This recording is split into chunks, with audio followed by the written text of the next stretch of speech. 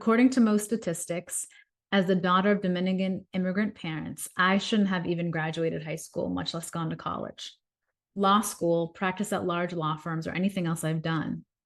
Like you, I've worked my behind off for professional success. There were blessings and burdens I carried along that journey, partly related to the messages I'd internalized throughout my life of what it meant to be good, to sacrifice, to quote, just be grateful, to quote, keep your head down and do the work, to quote, keep it moving, to quote, be strong, and to continue to prove your value.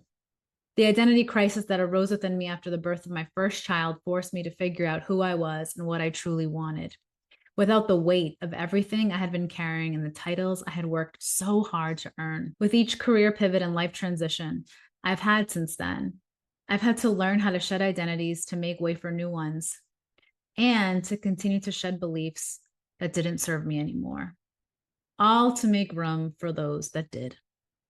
For almost 10 years, I've engaged in this work and coached others to do the same. What I've learned is this: if you want to feel better about your life and live fully, you must anchor yourself in your truest truth, envision what you want in the future, and go in that direction. It takes unmasking yourself and being intentional about aligning what's on the inside with what you're doing on the outside. Being a mother adds layers of complexities and challenges to this. As of this writing, I'm the mother of 3 children, ages 9 and under. As I was accelerating in my career and having kids, I experienced burnout, panic attacks, anxiety, depression, and the baby blues.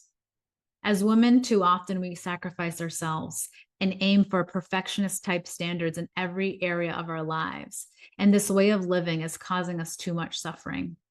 It causes too much internal conflict, and the mental load can be too heavy to bear. So many of us have lost the joy in living, and we deserve to feel fulfillment and joy. But this book isn't just for moms. If you're at any type of inflection point or crossroads in your life or career, this book is for you. I'm on a mission to show women, especially women of color and first-generation women doing the motherhood and career thing, how to live with more fulfillment and joy. After I finished the final draft of this book, I left a job I loved to pursue that mission full time. The calling became too strong to ignore, and I had to answer that call. It was my most significant inflection point yet, and I'm thankful that this book will have reached your hands almost 1 full year after I turned the final page on the previous chapter of my life and began this new one. In this book, I walk you through a 4-part framework to take you from stuck, confused, or uncertain to clear and confident on your path forward to finding joy and fulfillment in your life. I pull from experiences as a first-gen Latina, a mother, former big law lawyer, and human resources leader in leadership development, and as a certified high-performance coach for high-achieving women of color and first-generation women. To maintain confidentiality, I've altered the names of my clients and changed details to protect their identities and their stories. While I refer to research studies that highlight the experiences of women of color, the experiences of women of color are not monolithic.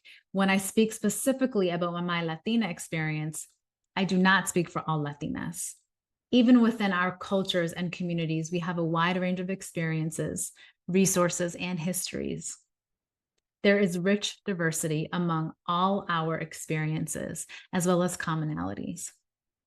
And as you read on, I hope you see yourself in these pages and that you recognize how much power you have right now to make the changes to your life that you're longing to make, or to finally make the decision you've been grappling with. I hope you see yourself as the greatest catalyst there could ever be. Thank you for picking up this book and for being open to exploring what fulfillment and joy can look like for you, because you deserve it. That, my friends, is the author's note.